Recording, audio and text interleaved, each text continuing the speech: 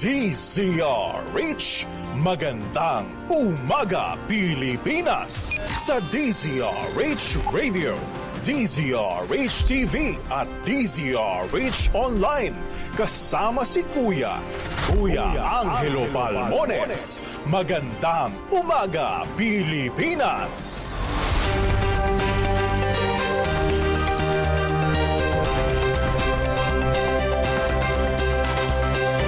Andos tayo ngayon ng Oktubre. Day 2 din po ng filing ng Certificate of Candidacy. Ngayon po ay Miyerkules. Sa ulo ng ating mga balita, Bagyong Julian malapit na sa Taiwan Strait. Siyam na lugar sa Luzon nasa ilalim pa rin ng Signal Number 1. Higit sa 77,000 na pamilya mula Northern Luzon apektado ng pagkagupit ng Super Typhoon Julian. Ang Batanes naman ang pinaka-napuruhan. Day 1 ang filing ng Certificate of Candidacy, generally peaceful ay naman sa PNP. 17 senatorial aspirants, 15 party list nag-file ng COC at CONA. Si Speaker Romualdez umirit na rin ng re-election.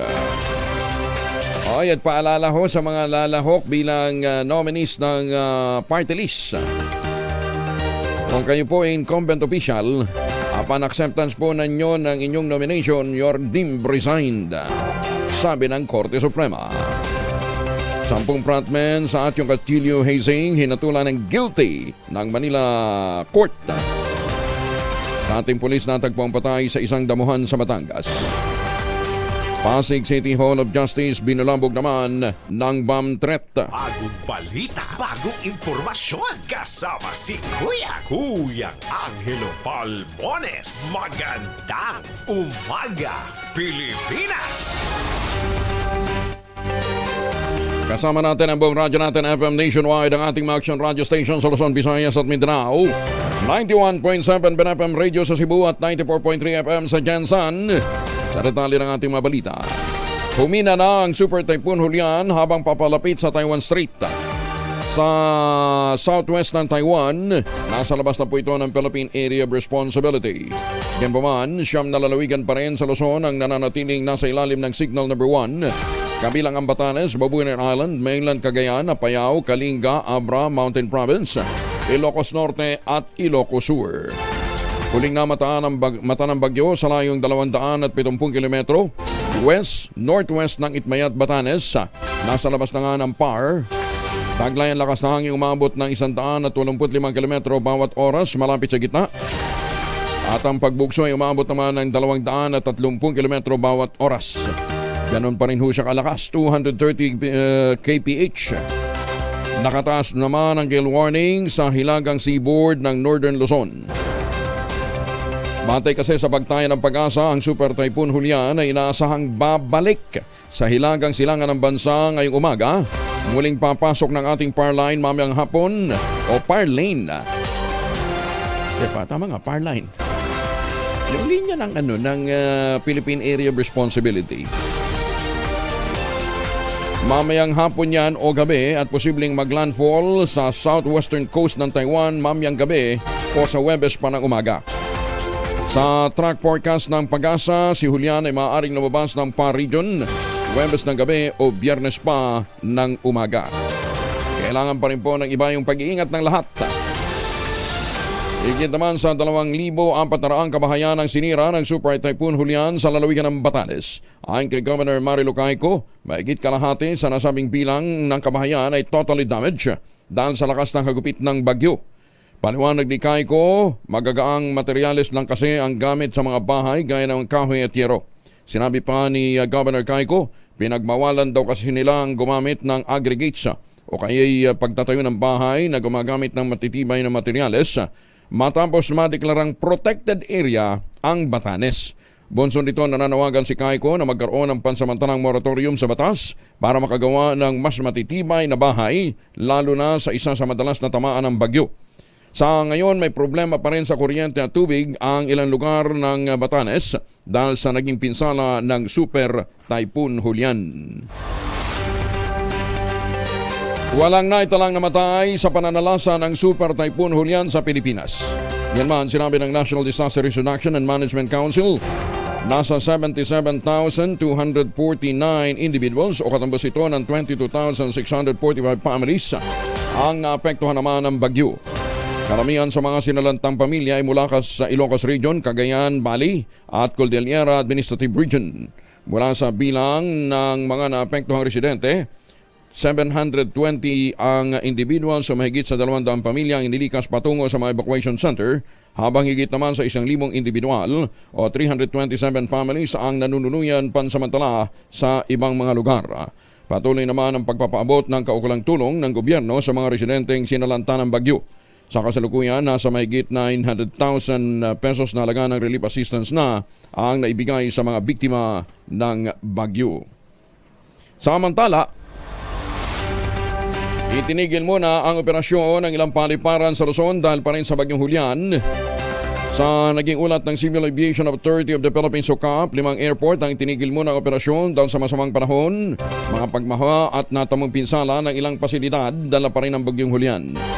Kabilang sa mga nagsuspende ng operasyon ang Lawag International Airport, Bigan Airport, Lingayen Airport, San Fernando Airport at Baguio Airport.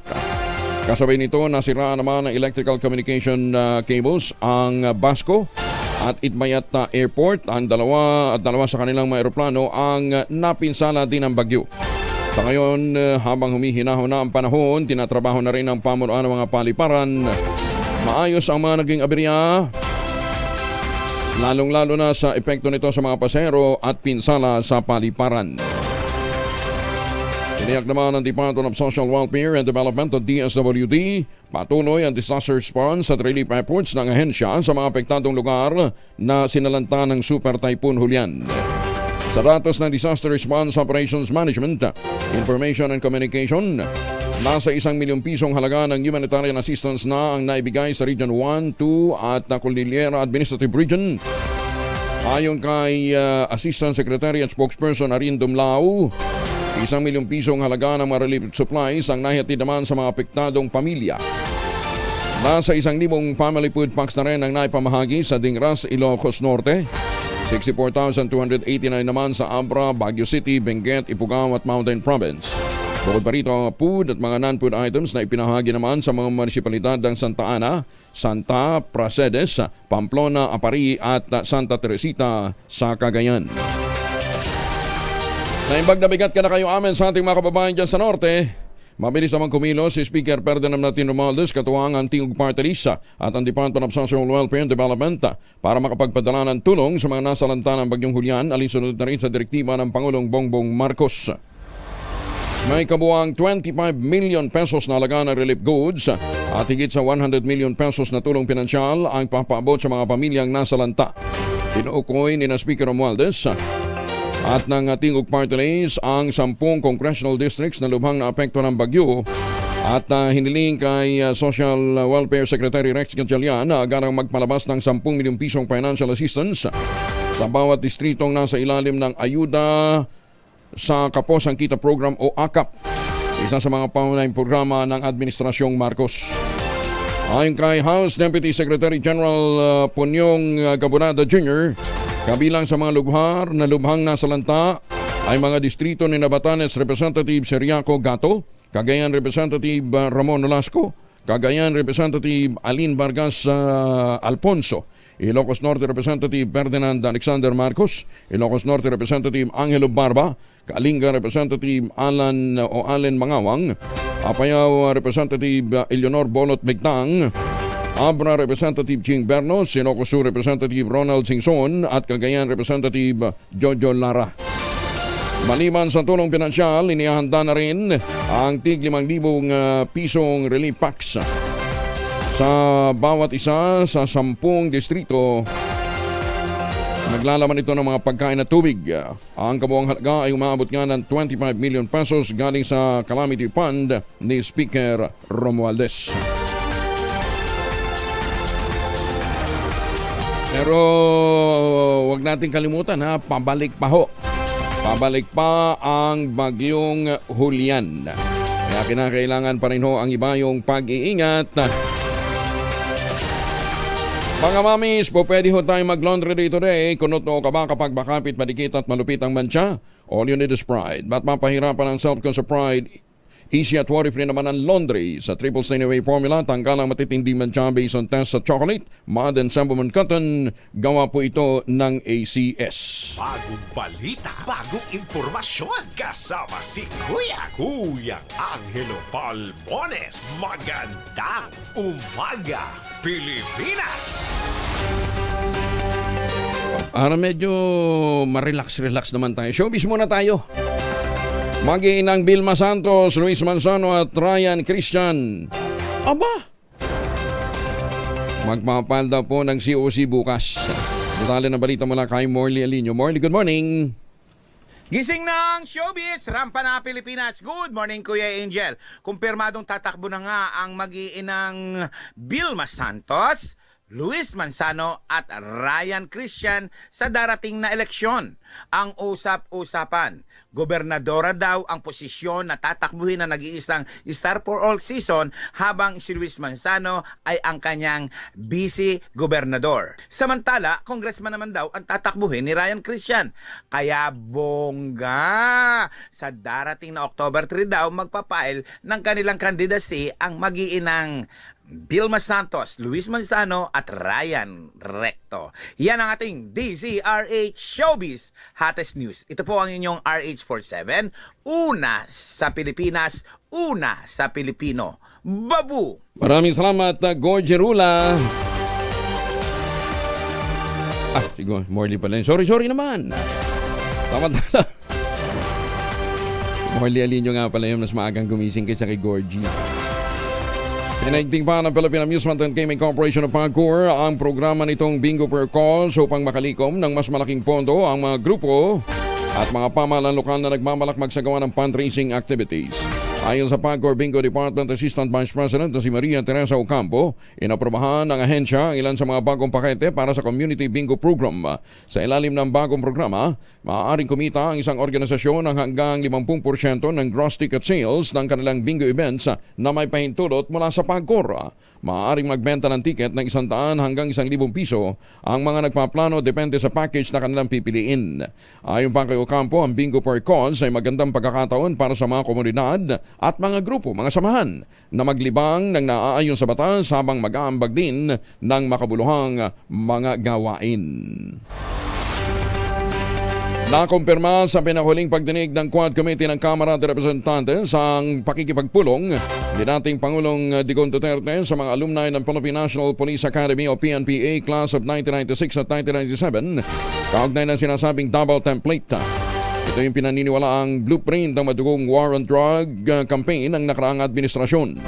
Ang pagpupulong ay naganap sa gusali ng Department of Public Works and Highways noong June 28, 2016, ilang araw bago opisyal na umupo bilang presidente si Mayor Digong. Nais malaman ng mga kongresista ang koneksyon ng naturang pagpupulong, partikular na ang double template o ang kampanya laban sa pinagbabawal na gamot ng Davao City na sinasabing blueprint ng war on drugs ng Administrasyon Duterte kung saan libo-libong kataong nasawi. Sa pagdinig ng komite noong Biyernes, kinumpirma ni retired Police Colonel Royima Garma at Edelberto Leonardo ang naganap na pagpupulong na anilay isang courtesy call kay Mayor Digong.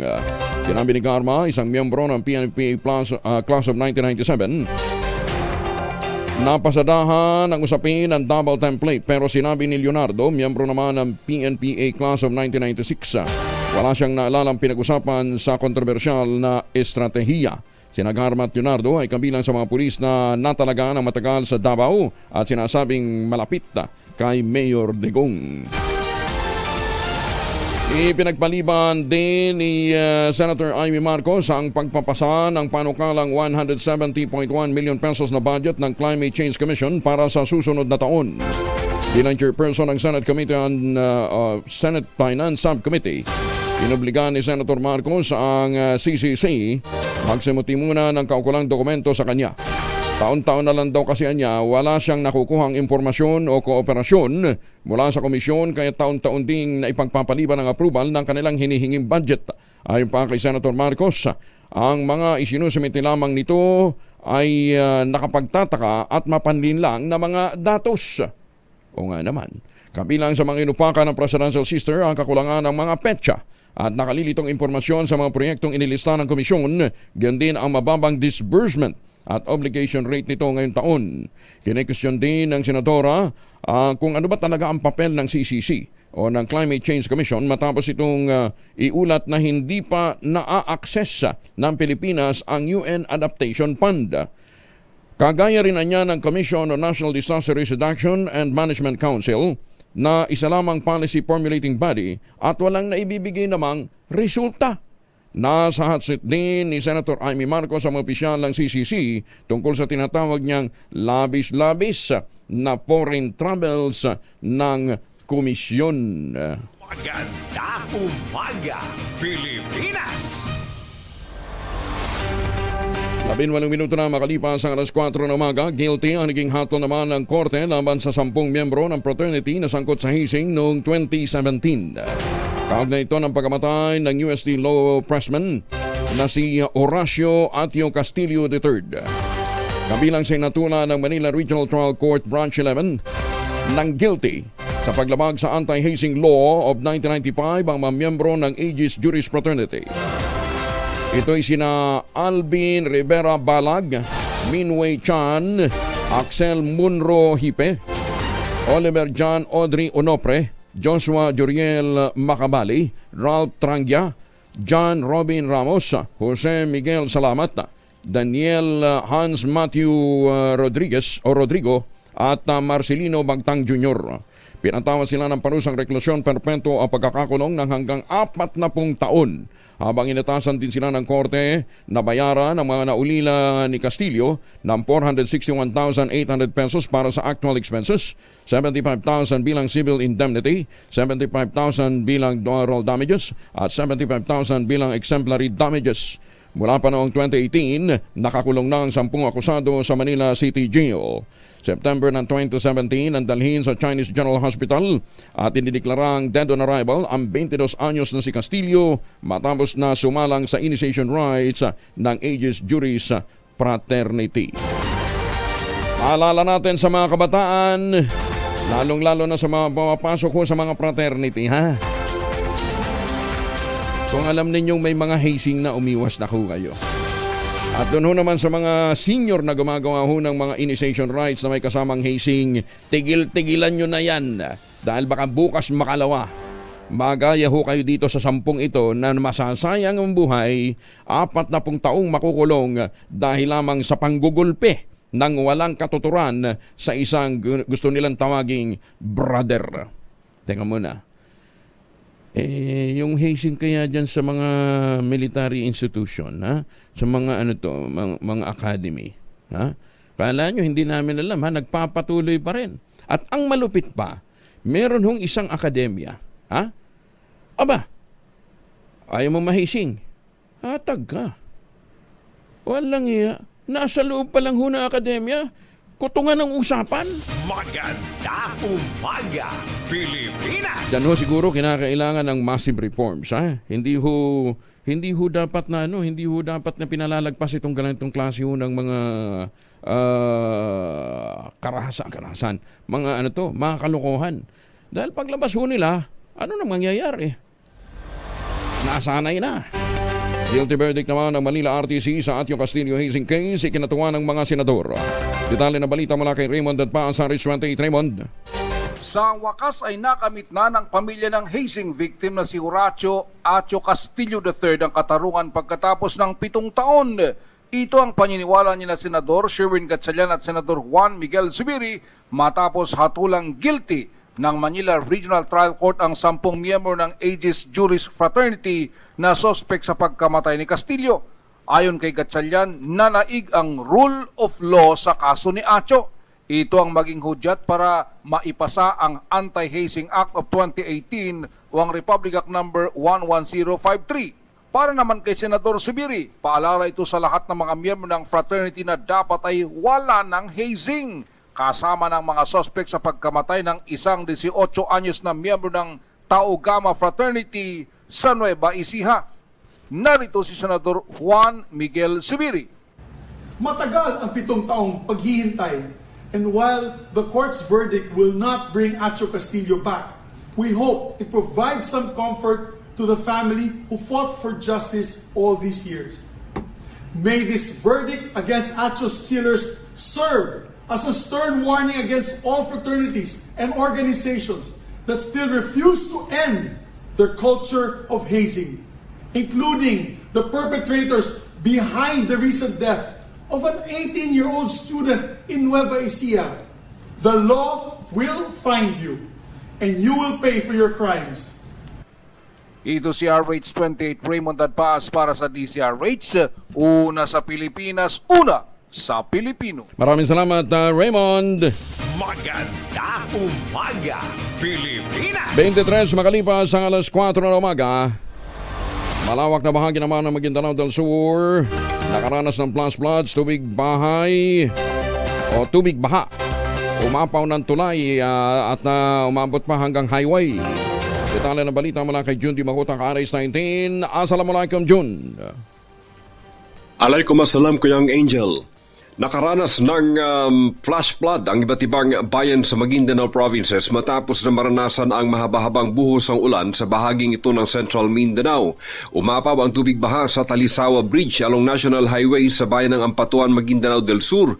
Maagap namang nagbigay babala ang PNP at ang Bureau of Fire Protection sa mga motoristang huwag piliting tumawid dahil sa lakas ang current ng tubig baha kahapon na umapaw mula sa Ligawasan Marsh. Dahilan nagkumpol ang mga stranded na mga motorista sa mga national highways ng Sharif Aguac at Dato Abdullah Sangki, Maguindanao del Sur. Mataas rin ang tubig baha sa mga bayan ng Dato Piang, Mama Sapano, Dato Salibo, Northern Kabuntalan at Saidona. Sa report mula sa mga MDRRMOs ng nabanggit na mga bayan, mabilis na umakyat ang tubig baha sa mga kalsada at sa mga barangay, subalit nanatili pa rin na ito mga apektadong residente sa kanilang mga tahanan at hinintay na lamang na humupa itong flash flood na ito. Inasahang huhupa rin ang flash flood ngayong araw as long na mahinto na ang buhos ng ulan at inasahang magsasagawa ng assessment ang bawat LGUs affected para sa mga tulong na ibibigay sa mga residenteng naapektuhan ng flash flood kahapon na biglaan lamang dumating dahil sa biglang pagsama ng panahon sa bahaging ito ng Central Mindanao. RH19 June Di Makutak, nagulat sa DZRH, una sa Pilipinas, una sa Pilipino. Sokran, Jun. Maraming salamat. Kilusang Kabataan magsasagawa ng marcha ngayong umaga sa Orion, Bataan. Kung bakit, alamin natin mula kay Danny Kumilang, RH37. Danny, good morning. Walang squatter sa sariling bayan, sapat na pabahay, serbisyo at karapatan ng mamamayan. Ang kilusan para sa pambansang demokrasya Bataan, kasama ang Lupa Bataan, Pangisda Bataan ay maglulunsad ng marcha ng Maralita para sa makataong paninirahan. Ang marcha ay lalahukan ng mga mangingisdang apektado ng demolisyon sa Bataan at mga banta ng pagpapalaya sa kanilang mga lugar, paninirahan at kabuhayan, na magsisimula ang marcha sa Santo Domingo, Orion patungo sa munisipyo. Ang maikling programa ay magsisimula ng 8:08 ng umaga hanggang 10:00 ng umaga ngayong October 2, 2024. Samantala sa darating na 7 ng Oktubre, gugunitain naman ang maraming mga bansa ang World Habitat Day. Ang WHD ay kinilalang mahalagang araw upang itampok ang pagtataguyod sa mga pagkakaroon ng sapat na angkop at makataong paninirahan at serbisyo para sa bawat tao bilang fundamental na karapatang pantao. Danny Kumilang, RH37, DZRH, una sa Pilipinas, una sa Pilipino. Maraming salamat, Danny. 26 na makalipas ang alas 4 ng umaga. Oy mga misis, amoy araw si Mr. pag-uwi galing ng trabaho, abay Italian sa germ sa katawan nila. Para labanan ang amoy araw at amoy pawis, gumamit ang Shield Mat Soap regularly. Ang Vitamalon Shield sa paglaban sa germs versus another brand. May shea butter, pampalambot ng kuti sa presyong abot kaya $12.50 SRP. Kaya naman recommended ito ng Philippine Nurses Association. Kaya mga misis ay challenge yung subukan ng Shield Mat Soap. Galit sa sakit, may malasakit, sulit na sulit. Mahiwagang tunog. 2,000 po ang nag-iintay na premyo sa ating mahiwagang tunog.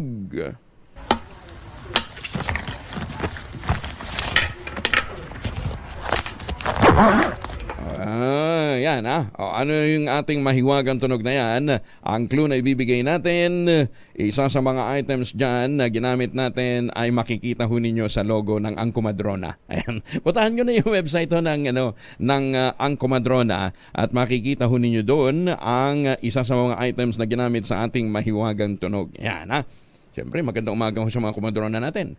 Ang inyo pong mga sagot, ipapatalo po ninyo sa 0919-282-6485. Sundin ang tamang format po ng pagte-text, empty space, name / address / contact number / at ang inyong mga sagot. Isang beses lamang po maaari mag-text sa ating text line gamit ang inyong mobile number. Pero kung kayo po ay sasali online, kinakailangang meron po kayong sharer badge. Ayan. At pagkatapos ho ninyong katungtingin kung ano-ano, mag-search ho sa inyong website, sa Facebook, mag-shower kayo gamit ang Shield Bath Soap. Maganda umaga, Pilipinas! Maayos at mapayapa ang unang araw ng paghahain ng Certificate of Candidacy para sa mga tatakbo sa 2025 midterm elections. Ayon sa PNP Public Information Office Chief na si Colonel Jean Pajardo, walang untoward incident na naitala sa pambansang pulisya sa anumang panig ng Pilipinas base sa mga report ng Directorate for Operations. Isang linggong tatagal ang filing ng COC, magtatapos yan sa October 8. Una nang sinabi ng PNP na magpapakalat sila ng 36,000 na mga pulis mula sa unang araw hanggang sa pagtatapos ng paghahain ng COC upang masigurong tahimik, ligtas at mahalaga ang araw na ito para sa halalan sa 2025. 17 senatorial aspirants ang naghainan ng kanilang certificates of candidacy sa unang araw pa lamang ng filing ng kandidatura sa Commission on Elections. Itong inihag naman ni Comelec Chair George Garcia matapos ang isinagawang press conference. Ilan sa mga naghain ng COC sa pagkasenador, ang re-electionist na si Senator Francis Tolentino, Agri Party List Representative Wilbert Lee na siyang pinakauna sa mga naghain. At least sa filing man lang daw, manguna siya. Jose Montemayor ng Partido Federal ng Maharlika at Nahar Sali ng Partido Maharlika. Nagpal na rin ng COC ang electrician carpenter na si Alexander Encarnacion, security guard na si Phil de los Reyes at vlogger na si Mark Gamboa. Mula sa 17 naghain, 12 naman sa kanilang independent candidates o mga kandidatong walang partido. Samantala, 15 party list groups naman ang naghain din ng kanilang Certificate of Nomination at Certificate of Acceptance of Nomination. Mula alas 8 ng umaga hanggang alas 5 ng hapon. 17 kandidato para sa senador, 15 party list organizations and political parties ang inyong nasaksihan ngayong maghapon na ito, lumagda doon sa ating commitment wall. At again, sabi ko nga sa inyo, katulad ng ating commitment, lahat sila tatanggapin namin ang kanilang certificates of candidacies. Pero pakiusap naman natin sa mga alam ho naman ninyo, wala naman talagang kapasidad ng mga kampanya. If you're just running for the fund, for the fun and for the fund of it, tigilan nyo na, humawa naman kayo sa Comelec. Ang dami nilang gagawin trabaho. Naghain na ng kanyang Certificate of Candidacy si Speaker Ferdinand Martin Romualdez at muling tatakbo bilang kinatawanan ng unang distrito ng Leyte sa unang araw ng filing ng COC. Kung mananalo sa 2025 elections, ito na ang magiging ika-6 na termino ni Speaker Romualdez bilang kinatawan ng Leyte. Inihain ni Speaker Romualdez ang kanyang COC kay Attorney Maria Goretti Canas, ang acting provincial election supervisor ng lalawigan ng Leyte. Kapag hain ang kanyang COC, katanggapan ng Comelec sa Tacloban City, ipinabot ni Speaker Romualdez ang kanyang taus-pusong pasasalamat sa mga mamamayan ng Leyte para sa kanilang patuloy na tiwala at suporta sa kanyang political career. Si Speaker Romualdez, pinuno ng Kamara ay merong mahigit 300 na kinatawan, isang abogado mula sa University of the Philippines at Pangulo ng Philippine Constitution Association o PhilConsa. Si Speaker Romualdez ay kilala sa kanyang outstanding record sa paggawa ng batas. Sa ika-16 na kongreso, siya ay namuno sa House Independent Minority Bloc. Nagsilbi bilang Majority Leader sa 18th Congress. At kung saan siya ay naging malaking tulong sa pagpasa ng mga pangunahing panukalang batas na tumutugon sa mga agarang pangangailangan ng bansa. At sa ilalim nga ng 19th Congress, siya po ay nahirang bilang House Speaker at naging daan ng pagkakaisa ng Kamara de Representantes upang maipasa naman ang mga batas na tumutugon sa makabagong pangangailangan ng mga Pilipino sa ilalim ng pamumuno ni Pangulong Bongbong Marcos Jr. Naging emosyonal naman si Senator Nancy Binay sa kanyang paghahain ng kandidatura sa pagkaalkalde ng lungsod ng Makati. Matatandang hiniling kasi ng kapatid niyang si Mayor Abby Binay na huwag sanang sumabak sa mayoralty race ang kanyang ate sa lungsod. Inaasahan kasing makakalaban ni Senator Binay sa pagkaalkalde ang mister ni Abby na si Congressman Luis Campos. Pero ginit ni Senator Nancy Binay na hindi ito nangangahulugang kalaban na niya ang kapatid, lalo't hindi naman mismong si Abby ang tatakbo. Paliwanag naman ng senadora, wala nang naging panahon para makapag-usap silang magkapatid ukol sa naturang sitwasyon. Wala parang walang puwang para makapag-usap kami. So, malungkot, di ba? Seems like you're hurting. Kasi pamilya pa rin kami, di ba? And mas magiging ibabaw yung pagiging pamilya namin. Sa akin, hindi ko kalaban ng kapatid ko. Walang Abby Binay sa balota. So, hindi kami magkaaway. Naghaida ng kandidatura sa pagka-mayor sa Makati ang senadora kasama ang kanyang running mate na si dating aktor na si dating congressman din na si Monsur del Rosario. Ay magandang umaga sa mga Pilipino dyan sa Punta Cana, Dominican Republic. Magandang umaga din sa mga suki natin sa Seattle, Washington, USA. Magandang umaga sa mga Pilipino dyan sa Saudi Arabia. At sa lahat po ng panig ng mundo. Ingat ho kayo. At doon ho sa mga kababayan natin na nandyan po sa Japan, Ohio gozaimasu. Sa mga Pilipino dyan sa Taiwan, medyo ingat-ingat hot na dyan papunta yung super typhoon. Dalawa naman ang formulation ng family alcohol na pwede nating pagpinian, proteksyon ng pamilya laban po sa mikrobyo. Yung family 70% ay isopropyl alcohol, especially prepared for clinics, hospital, pharmacies, laboratories, pero okay na okay din po yan sa mga households. Very effective sa disinfection at sterilization. Ganyan na bagsik ng family, 70% ay isopropyl alcohol. Maghapon man natin gamitin, no problem. Hindi po manunoy ang ating mga kamay dahil meron po itong moisturizer. Yun namang mabangong family rubbing compound improved alcohol. Ayan, yan ho naman yung mabangong isopropyl alcohol na gamit ho ng mga masahista, mga barbero, mga doktor, mga nurse, mga komadrona for sponge, bathing and other cleansing purposes. Family rubbing alcohol parang di siya reachable na sa mahabang panahon. Mabibili sa namang butik at convenience stores nationwide. Family rubbing alcohol, hindi lang pampamilya, pang sports pa. 35 na makalipas ang alas 4 ng umaga. Maghahain ngayon ang kanyang Certificate of Candidacy si Senator Amy Marcos sa day 2 ng filing ng COC na matatapos sa October 8. Bago mag-file ang kanyang COC, dadalo muna sa isang misa si Senator Amy sa Our Lady of Remedies Parish sa Malate, Maynila, dakong alas 7 ng umaga. Alas 9 naman ng umaga, tutungo siya sa Manila Hotel para formal na maghain ng COC para sa kanyang re-election. Unang araw ng COC filing, naging mapayapa naman sa Davao. Detalye ng balita mula kay June Soter mula sa Action Radio Davao. May buntag din mo, June. Mayong buntag usab, Kuyang Angel. Mapayapa sa pagkalahatan ang unang araw ng paghahain ng Certificate of Candidacy o COC sa araw ng Martes, Oktubre 1, 2024 sa Area of Responsibility ng Santa Ana PNP. Ito ang sinabi ni Santa Ana Police Station Commander Police Major Richin Lagnayo, ang Commission on Election o COMELEC. Matatagpuan sa Magsaysay, Davao City na under sa nasasakupan ng Santa Ana Police. Bago sumapit ang alas 5 ng hapon, may isa pang aspiring councilor ang naghain ng kanyang COC na nakilalang si Marco Ber Javier, habang ang unang naghain ng COC dakong alas 8 ng umaga, nakilala rin si Ramil Fernando Brucal. Ayon kay Major Lagnayo na may kabuuhang 193 interagency personnel ang pinakalat upang tiyakin ang seguridad ng lugar, kabilang na ang Task Force Davao at City Traffic and Transportation Management Office o CTTMO at iba pa. Dagdag pa ni Major Lagnayo na inaasahan nila ang pagdagsa ng mga kandidato simula Miyerkules. Ibinunyag niya na ang mga taga-suporta ng mga kandidato ay maaaring pumasok sa lugar, ngunit dapat mananatili sa loob sa itinalagang lugar na ibinigay ng mga otoridad. Gayunpaman, sinabi ni Lagnayo na ang isang kandidato ay maaari lamang samahan ng 3 individual malapit sa tanggapan ng COMELEC. Ito si June Soter para sa DZRH. Una sa Pilipinas, una sa Pilipino. Dagang salamat mo, June. Maraming salamat, John Soter. May ngaagan sa mga otoridad sa Negros. Halong kamudra sa Cabancalan City. Magandang umaga din po sa mga suki natin dyan sa Calamba, Laguna. Oy, sa mga taga New York, Cubao.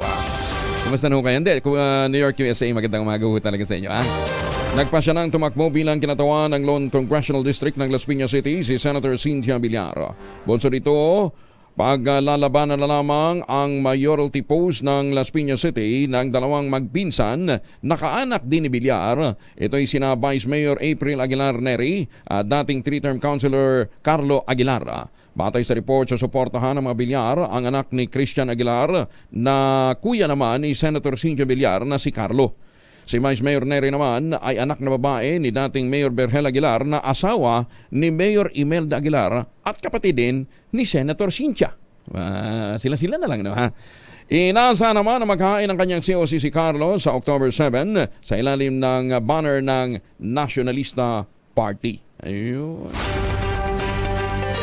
Naghain din ang Certificate of Candidacy para sa pagkasenador ang isang elektrician at karpentero. Ayon kay Alexander Encarnacion, nais niyang wakasan ang krimen, illegal na droga at korupsyon sa pamamagitan ng Laser Co-Portres Law. Laser Co-Portres Law. Ito ang batas na naisip ni Encarnacion na magmamonitor sa lahat uri ng krimen. Kung maalala, hindi itong unang beses na tatakbo si Encarnacion. Noong 2019, tumakbo na rin siya sa pagkasenador, pagka-presidente noong 2022, pero parehas na idineklara siya bilang isang nuisance candidate. Aminado naman ang alyansa para sa Bagong Pilipinas na hindi pa planchado ang kanilang mga kandidato sa lokal na posisyon kahit umarangkada na ang filing ng Certificate of Candidacy. Ayon kay Nabotas Representative Dominic Chanco, campaign manager ng alyansa, nakararanas pa rin ang problema ang administrasyon, lalong-lalo na sa nabuong koalisyon. Partikular daw niyang inaayos ang pag-iwas na maglaban-laban ang sarili nilang mga pambato sa lokal na pwesto.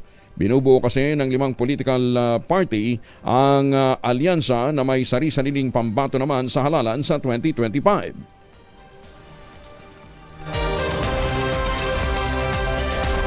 Pa rin ang suporta namin. Sir, you've mentioned before sa previous interviews na baka may problema ngayon sa local candidates. Meron na bang na-plansya na ba yun? Hindi pa. Kaya nga ako nag-file ng maaga kasi hanggang kagabi meron pa kami mga inaayos ng mga local candidates. Kasi ideally, kung part ng alyansa, sana hindi sila maglaban-laban. No? So yun, ang dami pa. Kaya nag-file na ako agad para tapos na. Hopefully, bago matapos ang filing. Hopefully. Ay, magandang umaga sa mga taga Surigao del Sur.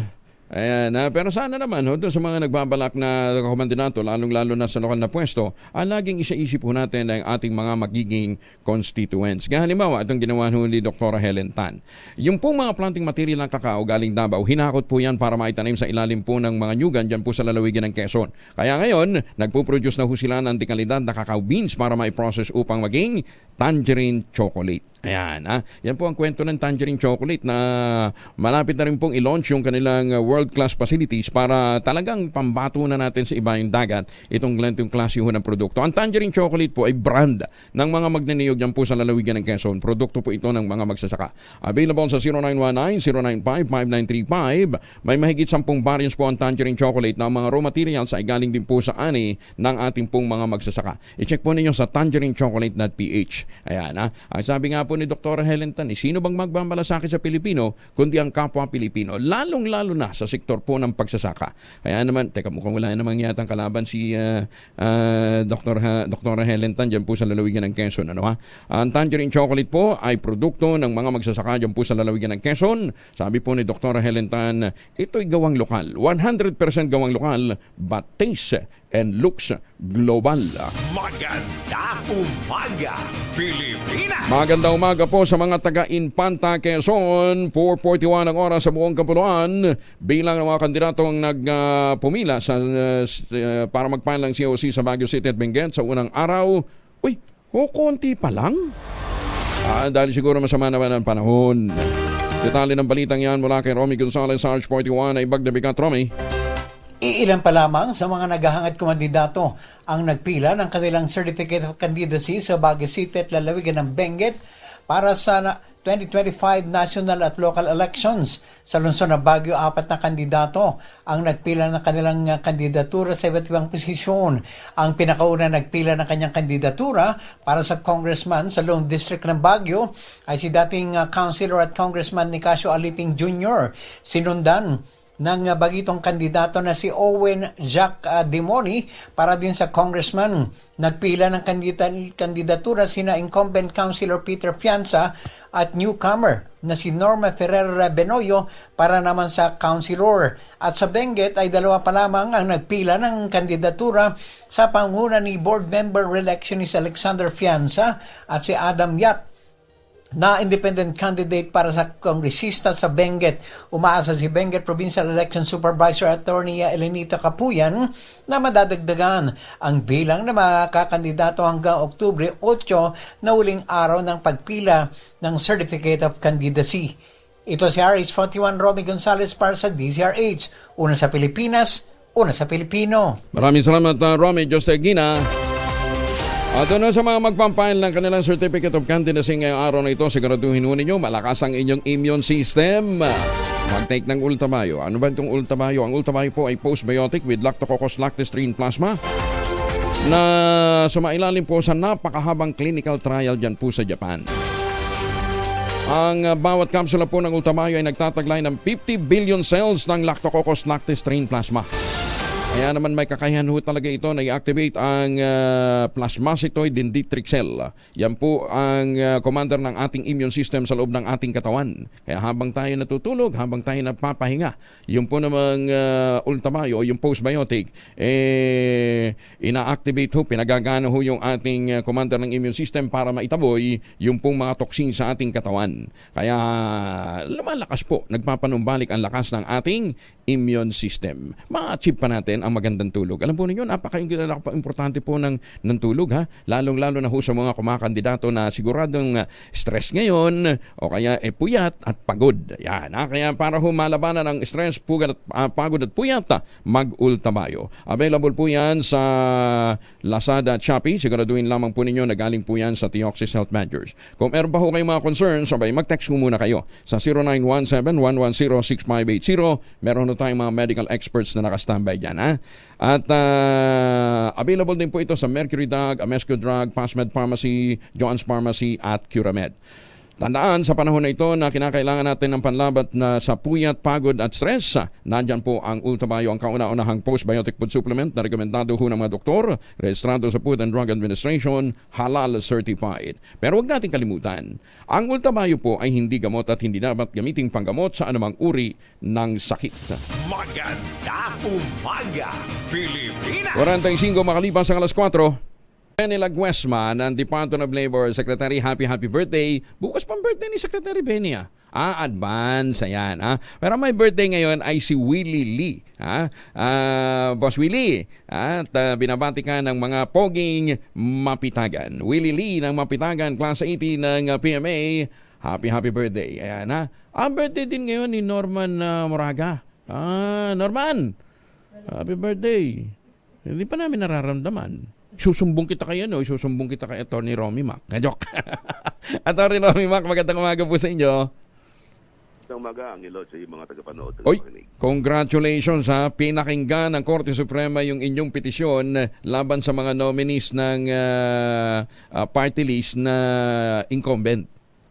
Yes, at ako naman natutuwa sapagkat mabilis ang pag-aksyon ng Korte Suprema sa nasabing petisyon. At yun naman ay talaga namang para sa kabutihan nating lahat. Hindi naman para sa akin yun, kundi para maitama lamang yung sa aking palagay ay may kaunting pagkakamali sa nasabing resolution ng Commission on Elections. At umaasa naman ako na sana ay mabilisan din yung pag-resolve nito ng ating Korte Suprema. Oo. TRO pa lang ba yun? TRO pa lamang yun, Temporary Restraining Order. Pero kahit... ang epekto doon ay ini-implement na ngayon yung TRO na yun. Ang ibig sabihin, yung mga sinabi nga ng COMELEC kahapon na yung mga incumbent government officials na maghahain ng COC nila na sa party list ay considered resign na rin. Ayan, kasi parang multi-academic na dahil nag-issue ng TRO dahil nga nakakita ng merit. Di ho ba? Yes, Oo. kita na may puntos yung aking ginawang petisyon.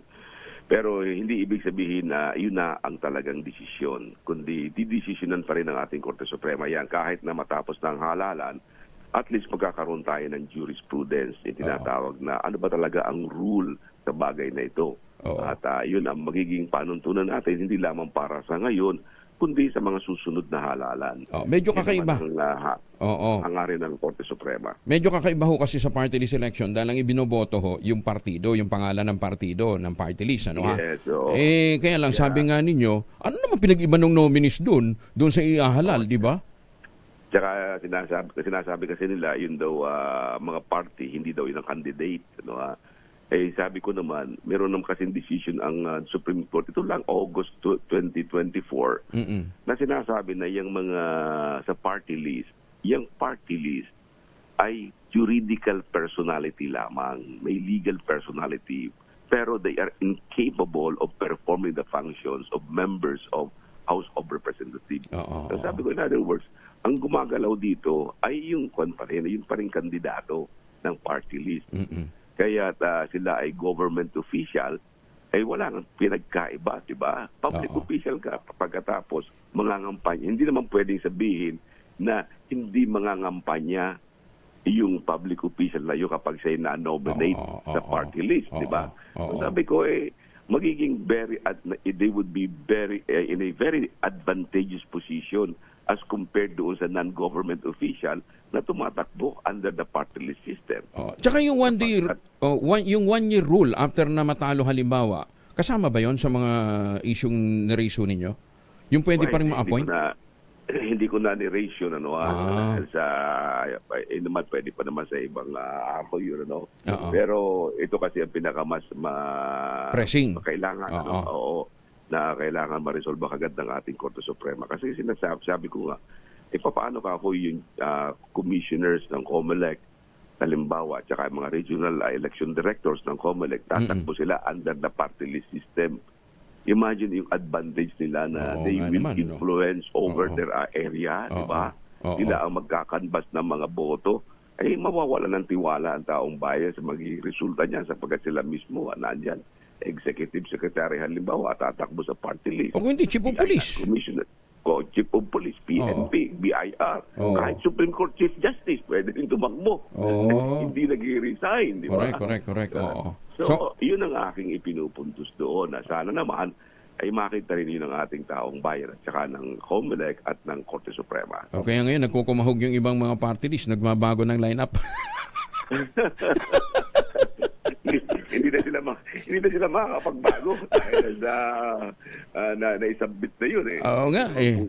Paano nga pala yun? Pag nagbago, halimbawa, yung number one ay government official, bigla na ayaw na niya. Pwede kasi mag-resign pero hindi na pwede kasi ma-substitute.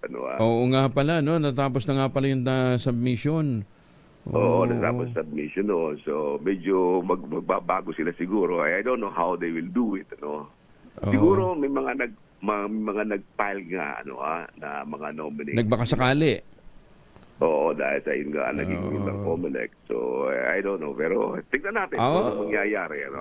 At ayan naman ay inihain ko. Sabi ko nga, para naman sa edukasyon ng lahat ng ating mamamayan, hindi para pansarili, kundi para makita natin kung ano naman dapat na panuntunan tungkol sa bagay na ito. Attorney Romy, maraming salamat po sa inyo for joining us. Magandang umaga po. Thank you. Maraming salamat sa iyo, Angelo, at sa iyong mga tagapanood, tagapakinig. Ang isa po sa mga batikang election lawyer natin, si Attorney Romy Macalintal, na yung pong petisyon sa Korte Suprema laban po sa mga public officials na magiging nominees ng mga party list ng mga party list organization ay kinakailangang mag-resign, kinatigan po ng Korte Suprema sa pamamagitan po ng TRO.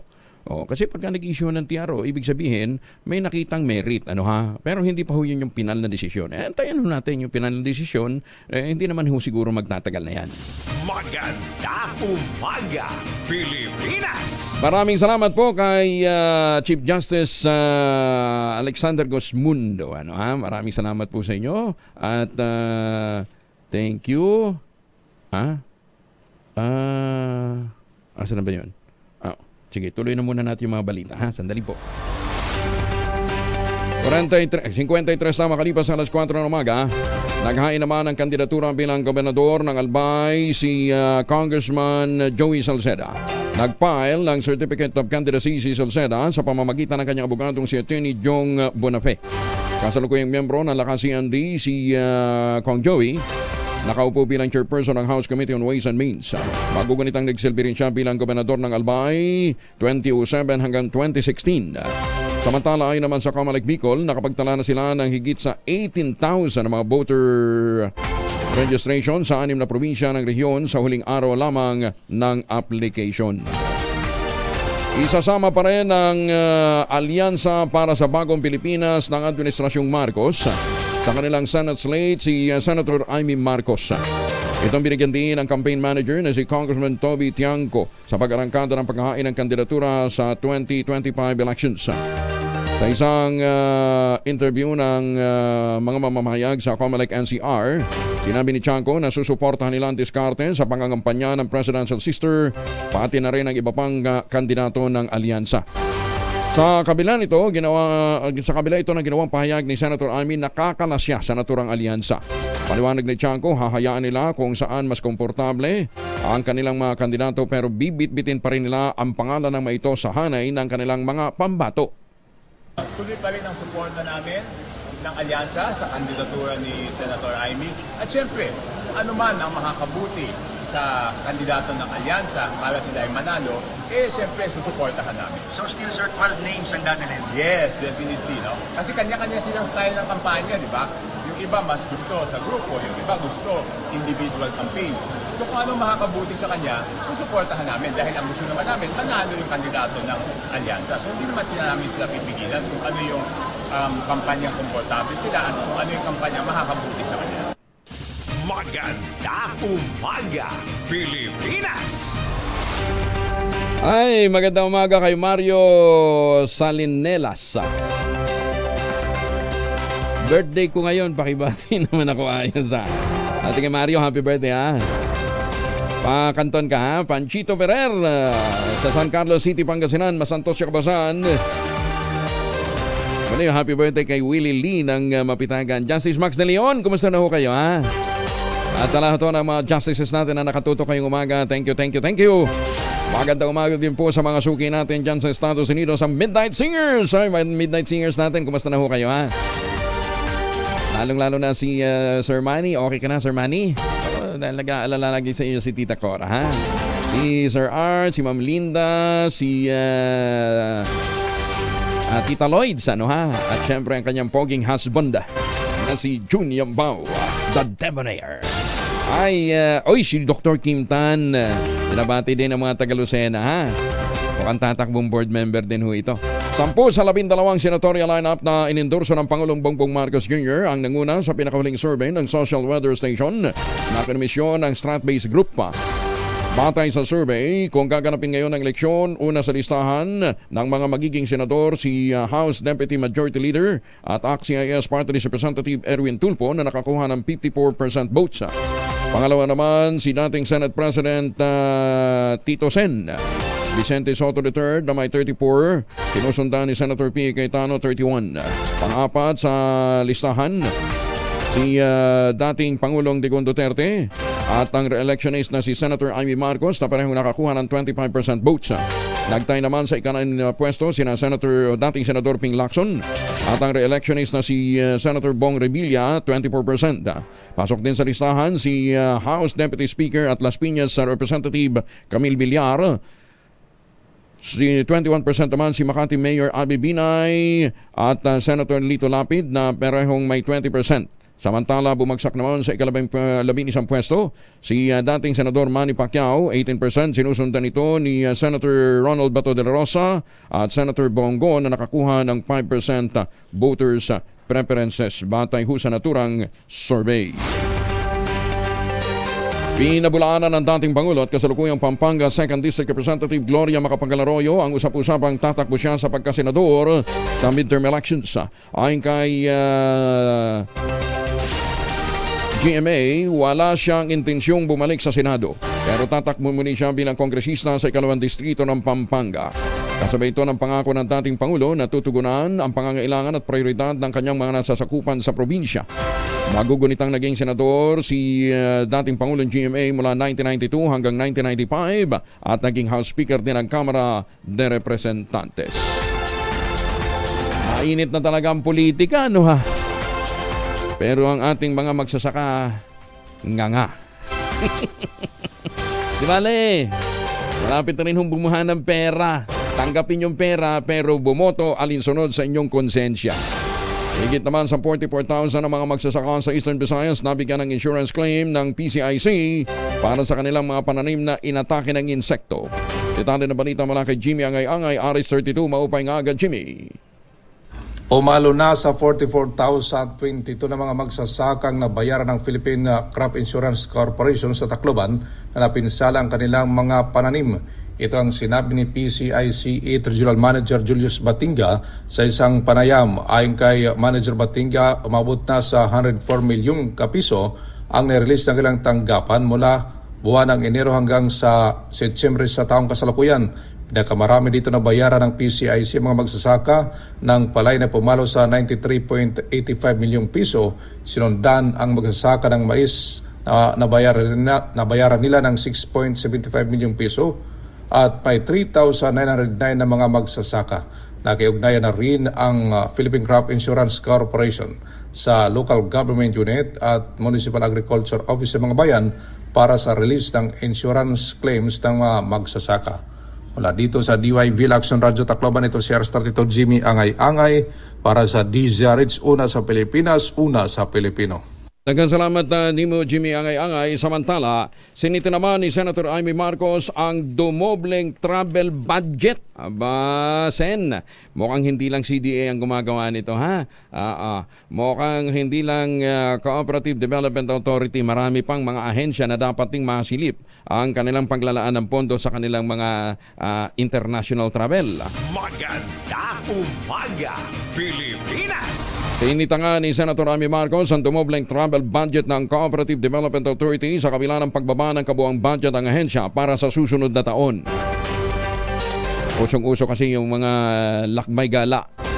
Sa briefing ng Senate Finance Subcommittee sa panukalang 933.25 million pesos na budget ng CDA, inususa ni Senator Marcos ang ahensya kung bakit prioridad nito ang pagbiyahe kaysa sa iba pang mga inisyatiba gaya ng pagbibigay ng financial assistance sa mga kooperatiba. Punto pa ng Senador na siyang chairperson ng subcommittee, mahirap ipaliwanag ang increase sa travel budget lalo't bumaba ng 20,000 piso ang kooperatibang bumaba ng 20,000 ang mga kooperatibang kailangang bisitahin ng CDA ngayong taon mula 22,000 noong 2023. Ipinagpalima ni Senator Amy ang approval ng panukalang budget ng CDA dahil sa kabiguan naman na ipaliwanag ang travel expenses for 2025. Hinihingan pa ng Presidential Sister ang ahensya ng paliwanag bago i-endorso ang kanilang proposed budget sa Mother Committee. 32% na mas maliit ang 933 million pesos na budget na hinihirit ng CDA para sa susunod na taon kumpara sa 1.3 billion pesos noong 2024. Matatandaan si Senator Marcos din ang nagsulong na mapalakas pa nga ang mga kooperatiba na itinuturing niyang lifeline ng mga magsasaka, mga mangingisda at maliliit na mga negosyo at pamilya. Nagain si Senator Amy ng Senate Bill 2811 na naglalayong mapadali at maging abot kaya ang pangarap na mga ito sa pamamagitan ng tax exemption, mas mababang kapital at maluwag na patakaran sa pagsasagawa ng mga joint venture. Muli naman bumalik si Senator Lito Lapid sa Tondo, Maynila para bisitahin ang mga pamilyang nasunugan sa Barangay 105. Namahagi ang tanggapan ni Lapid ng family food packs at relief goods katuwang ang DSWD at ang PAGCOR. Bukod dito, nagpalugaw din si Senator Lapid sa mga biktima ng sunog katuwang ang DCRH News at ang DCRH Operation Tulong. Matatanda ang nasa 2,000 pamilya ang nawala ng tirahan matapos sumiklab ang sunog sa nasabing lugar. Oy, baka kayo ho'y naghahanap na magandang investment opportunity, ha? Lalong-lalo na ho yung mga mga OFW, ha? Abay, i-check ho ninyo itong pinakamurang ready for occupancy units na ngayon sa buong housing industry. With easiest term, aba 5% lamang ang down payment, pwede pang gives. Ang tinutukoy po natin mga proyekto ng Westchester Realty dyan po sa Central Luzon, yung Sibera Mabalacat, Sibera Bacolor, Samira, at Sibera Prestige. Abay mantakin ho ninyo, 20,000 lamang ang all-in down payment. Pwede ka na maglipat bahay agad after 7 days ng take-out ng Pag-ibig Housing Loan. Ano pang iniintay po ninyo? Ito pa rin ang pangarap na magkaroon ng sariling bahay sa presyong abot kaya. Nasa loob po kasi ng township yung iba't ibang mga amenities. Kasama na dyan ang eskwelahan, simbahan, palengke, mga grocery stores, at higit sa lahat, pati munisipyo. Napakalapit lamang po nito sa Clark Economic Zone at Clark International Airport. Ito pa rin ang pangarap na magkaroon ng sariling bahay sa presyong abot kaya. Makipag-ugnayan sa 0996-501-5555 at 0947-434-5555. At kung ngayon ho kayo bibili, aba, may chance pa ho kayong manalo ng bagong kotse para po sa raffle nito sa Disyembre. Kaya sa Pasko, bago ng bahay mo, bago pa ang chikot mo kung maswerte ka. Maganda umaga, Pilipinas! 504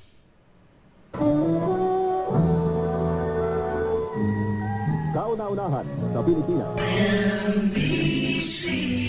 Manila Broadcasting Company.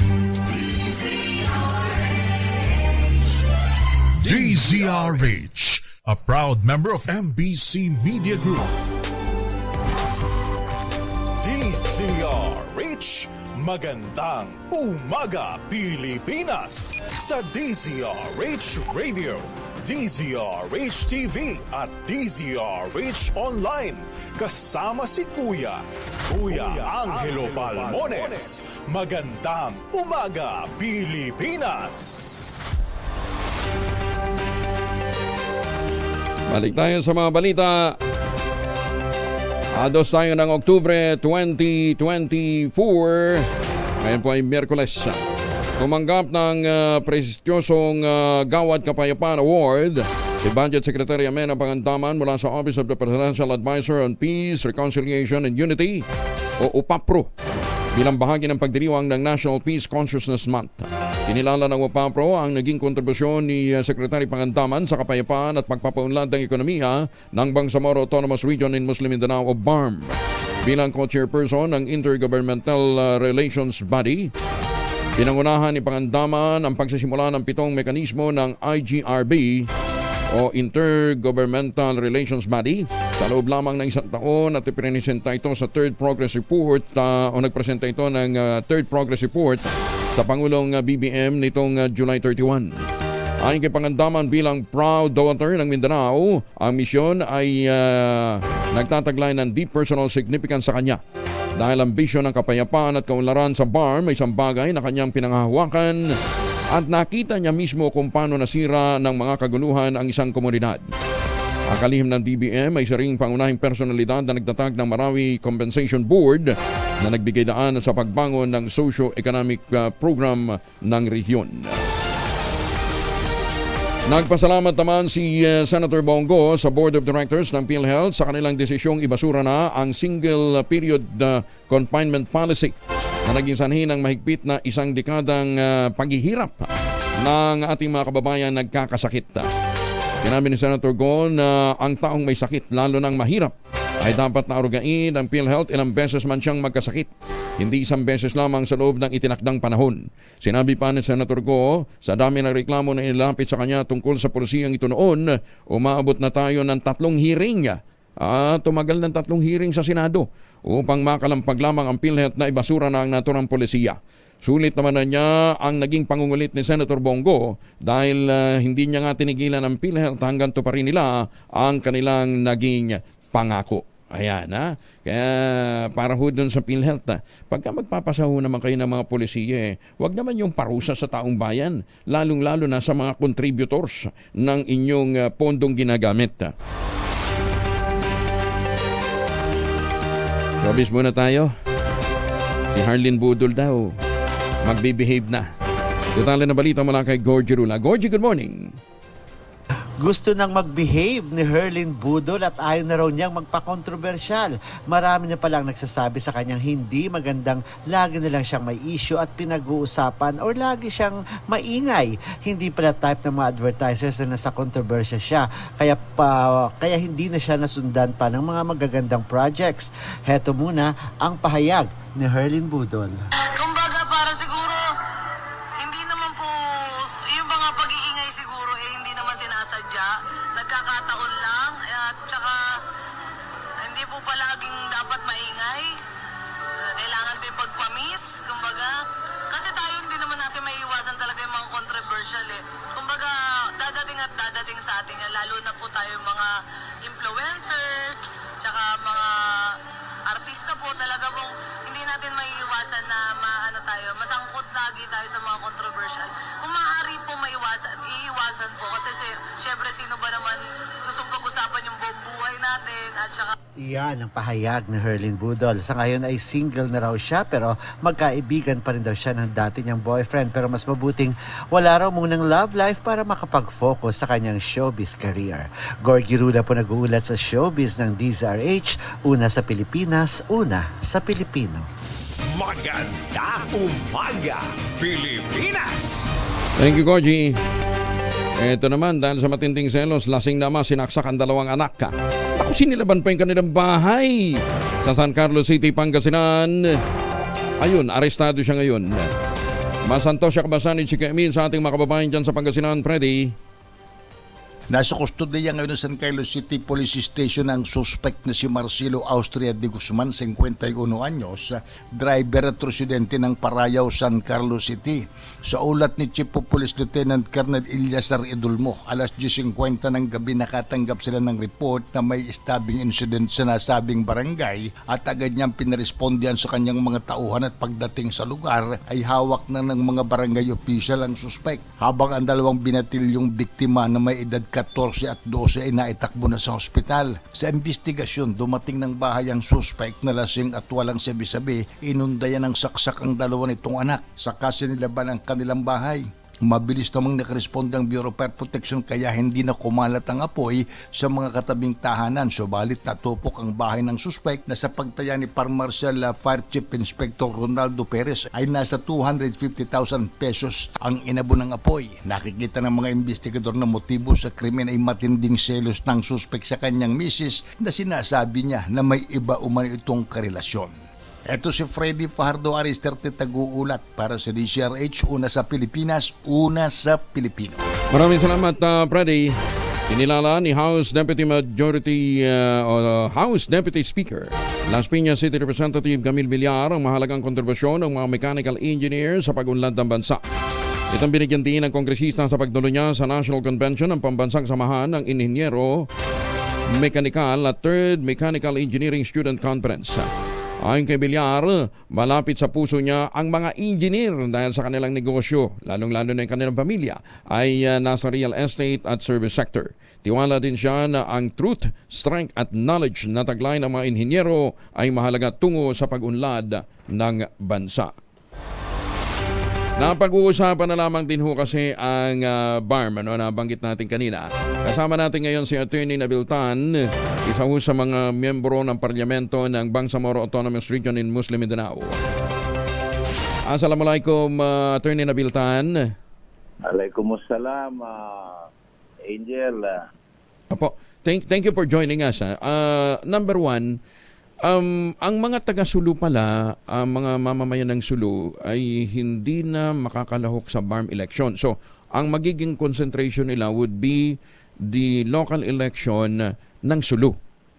Opo. Yung governors pababa hanggang mga senators. Pero yung election ng Parlamento, hindi na pwede unless mag-reconsider ang Supreme Court. May pending petition ba? Meron ang balita ko, meron nag-file ng motion for reconsideration. Paano ngayon yung mga services na ipinagkakaloob ng BARM since it's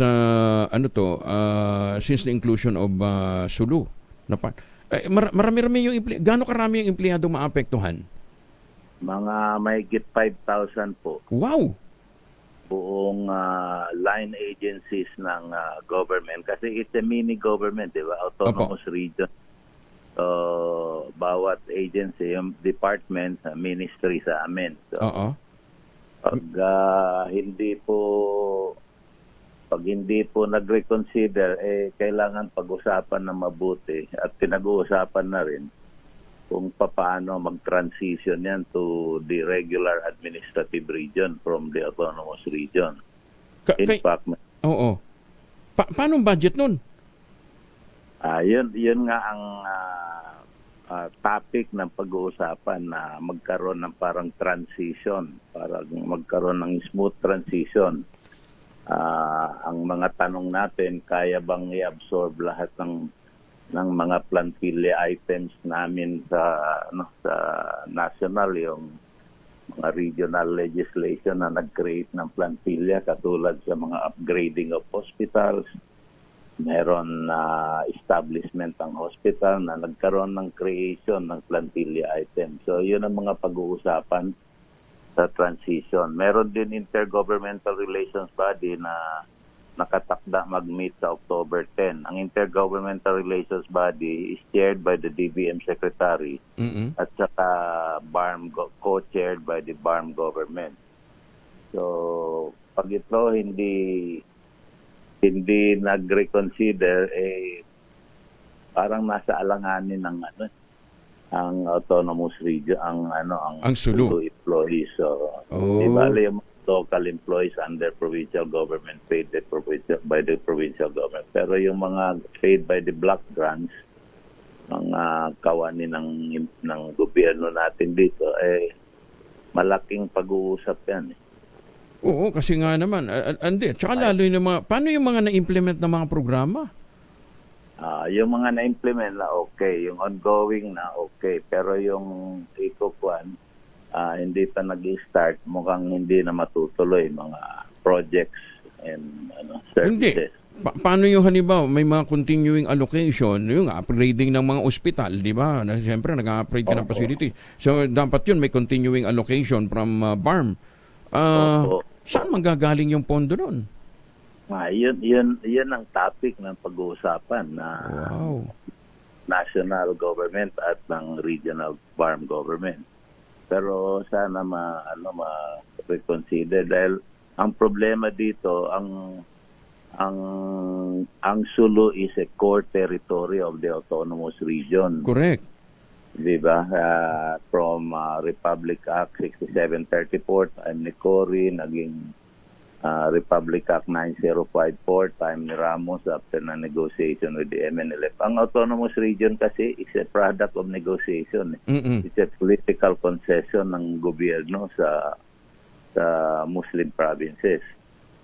So, hindi ito binigay ng kundi ito product ng struggle ng mga Moro National Liberation Front at saka Moro Islamic Liberation Front. So instead independence, 'di ba? Humingi ng independence sa mga rebelde. Binigyan natin ng gobyerno ng autonomiya. At pag-umpisa doon sa 1976 Tripoli Agreement, tapos nagkaroon ng 1996 Final Peace Agreement, nagkaroon na naman ng Comprehensive Agreement on the Bangsamoro.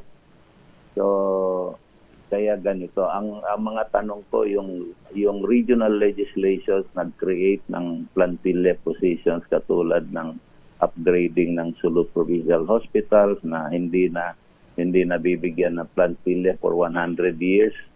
Ngayon lang nagkaroon ng pinasa natin ng ako po ang author noon upgrading ng Sulu Provincial from 100 bed to 200 bed capacities. Therefore, nag-create ng several plantilla items plus level 2 hospitals yan. May ICU pag sinabing level 2 hospital.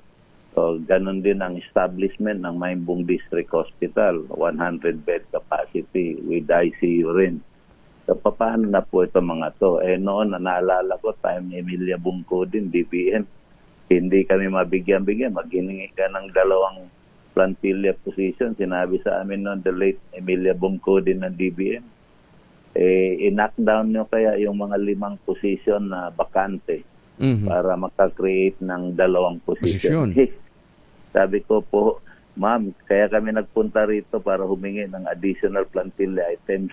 Hindi po para, hindi namin kaya mag-knockdown kasi kailangan ng item. Na mga hindi, tsaka healthcare service to eh. So, basic na basic. Opo. So, maapektuhan po yun. I don't know how it will proceed.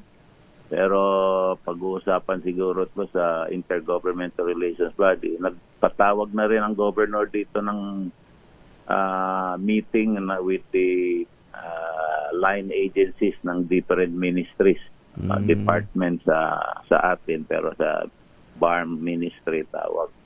So, in terms, Assemblyman, in terms of budget, magkano ang mawawala sa Sulu from BARM? 4,500,000,000. Wow! And then nangyari pa towards the end ng budget, pero nangako naman ang nagkaroon naman ng meeting with the President, with Speaker Martin, na ina-assure nila na hindi mapapabayaan ang Sulu, at nagsalita rin si Senator Tolentino na maiwanan sa area ang Sulu dahil because of the Supreme Court decision. Well, ang problema rito yung paano, how to implement that. So, mga agencies gumagawa ng parang transition plan. Sasabihin kung ilang employees nila plantilla, ilan ang plantilla items, field and unfilled, is 7,892. Ay, siya, sige. Filled up position is 5,800 plus ang filled up. Mukhang may kailangang resolbahin sa lalong madalihing panahon ang Korte Suprema, no ha? Oo. Dahil kung hindi, sasabay pa ito dun sa sa gulo sa eleksyon, ha? Di ba? Mag-eleksyon. Ilan ba ilan ang assemblyman coming from Sulu? As of now, appointed kami ni former President Duterte, tapos nag-extend tayo. Appointed na naman kami ni President Bongbong Marcos. Ngayon, 2025, mag-election na. So, ang nakatakda na by districts, may districting law kami. So, ang Sulu was given 7 districts. So, 7 assemblyman sana? Members of Parliament ang tawag. Tapos, plus party representatives. So, kung may party reps, depende kung ilan ang mapanalo mo. So, pwede panalo ng halimbawa 10 or 15 plus 7, mga ganon. So, dahil sa Supreme Court decision, kung hindi magbago, wala nang members of Parliament from Sulu makakasama. Mukhang kinakailangan makalampag pala dito, Attorney Nabil, ang Korte Suprema. Sige, at makipag-ugnayan ho tayo ng sa gayon kung ano mang merong plano sila doon, maisakatuparan mailabas ka agad, ano ha? Opo. Kasi meron pa namang panahon. Kaya lang, yung balota yung impretan na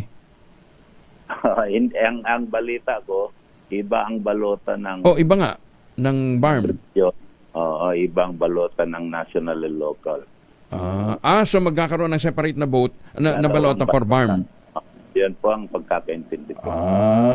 Okay. Sige. Pero na-postpone po ang filing ng BARM. Na-move, di ba?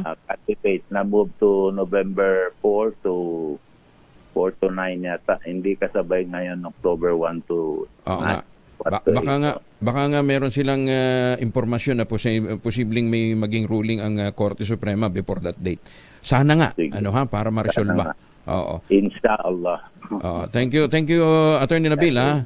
Opo. Thank you, Boss Angel. Ingat po kayo. Sukran.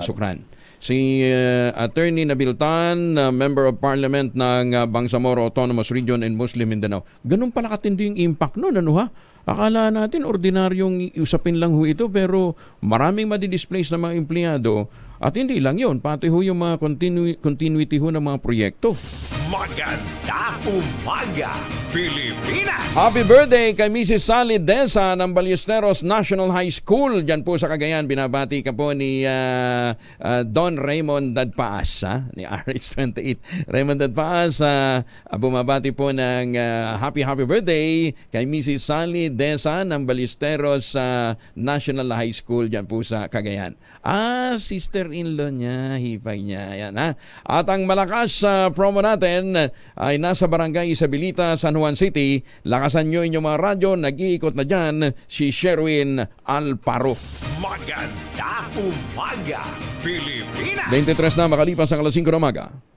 Oy, baka kayo po ay may mga importanteng lakad ngayong araw na ito. 5:28 ng oras sa buong kapuluan. Magbaon ng proteksyon ng pamilya laban po sa Bicrobio. Dalawang formulation ng family alcohol na pwede nating pagpilian. Ipabaon sa ating mga mahal sa buhay.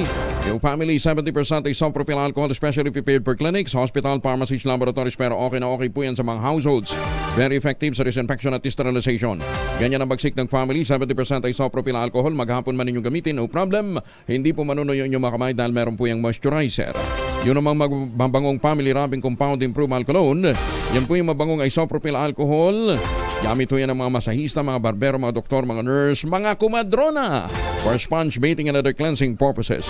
Family rubbing alcohol parang di siya reachable na sa mahabang panahon. Mabibili sa namang butik at convenience stores nationwide. Family rubbing alcohol hindi lang pampamilya, pang sports pa. 5:29, kahit tinapyasan, mas malaki pa rin pala ang inilaang budget ng tanggapan ni Vice President Sara Duterte kung ikukumpara sa halos lahat ng taon ng budget na nakuha ng kanyang pinalitan na si dating Vice President Leni Robredo. Ayon kay Senior Deputy Speaker at Pampanga 3rd District Representative Aurelio Dong Gonzales, kahit pa tinapyasan ng Kamara ang 2025 budget ng OBP, may sufficient funds pa rin ito para magampanan ng BP ang kanyang constitutional duties.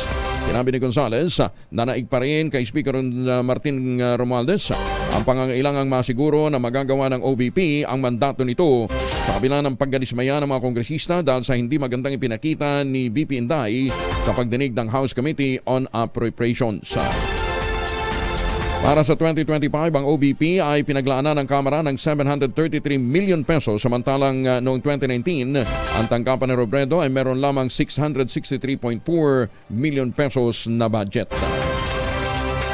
Pangasinan at Aurora, magkasunod na niyanig ng lindol ngayong madaling araw. Detalye na balita mula kay Bal Gonzales sa RH5. Bal, good morning. Good morning, Kuya Angel. Bago mag-alas 5 ngayong umaga ay niyanig ng magnitude 4.8 na lindol ang kanlurang bahagi ng bayan ng Bolinao sa Pangasinan. Sa karagatan at mababaw ang origin ng lindol na natukoy sa lalim na 10 kilometro. Halos kasabay nito ay 3.1 magnitude na lindol din ang yumanig sa karagatang bahagi naman ng eastern part ng bayan ng Barer sa Aurora. Gaya ng pagyanig sa Bolinao ay mababaw din ang pinagmulan ng lindol sa Aurora na natukoy sa lalim na 5 kilometro. Pero sabi ng PHIVOLCS, bukod sa walang naramdamang intensity, wala rin kakayan ito na magdulot ng tsunami. Samantala, Kuya Angel, halos kasabay din nito, pasado alas 4 ngayong umaga, ay naglabas naman ng no tsunami warning ang PHIVOLCS. Ito'y dahil sa 6.8 magnitude na lindol na nangyari sa western part ng karagatang sakop ng Tonga Region. Paliwanag ng PHIVOLCS, walang banta ng anumang tsunami sa anumang panig ng Pilipinas ang nabanggit na lindol sa Tonga Region na nasa South Pacific Ocean. Ako si Bal Gonzales, DZRH, una sa Pilipinas, una sa Pilipino. Maraming salamat, Bal Gonzales. Samantala, ipinahayag naman ni Senator Loren Legarda ang kanyang buong suporta sa muling pagtakbo ng kanyang kapatid na si Congressman Antonio Agapito A.A. Legarda bilang kinatuan ng Lone District ng Antique. Bilang mga tapat na tagapaglingkod bayan, nagtulungan sina Senator Legarda at Congressman Legarda upang mas palapit pa ang mga programa ng gobyerno sa mga Antikenyo at tinitiyak nila na mabebenepisyohan ito ang mga pinakanangangailangan o yung kapuspalad sa kanilang lalawigan. Ayon kay Senator Legarda, sa patuloy na pagsusulong ng mas maunlad na lipunan, mahalaga ang sa kanyang mga kasimanwa. Yan po tawag sa mga mga kababayan dyan po sa Negros. Sa kanyang mga kasimanwa, ang patuloy na makatanggap ng serbisyong kinakailangan nila, lalong-lalo na sa kalusugan, edukasyon at kabuhayan. Tiwala din si Senator Legarda na ipagpapatuloy ni Kong A.A. ang adhikain nito. Hindi daw niya binigo sa ang kanyang mga constituents sa unang termino at nakakasiguro sila ng patuloy na suporta at tiwala ng kanyang mga kasiwanwa sa muli niyang pagtakbo. Hindi lamang niya naabot ang inaasahan kundi malalampasan pa ng mahusay na serbisyo para sa Antique at sa lahat ng mga Antiqueño. Ayan.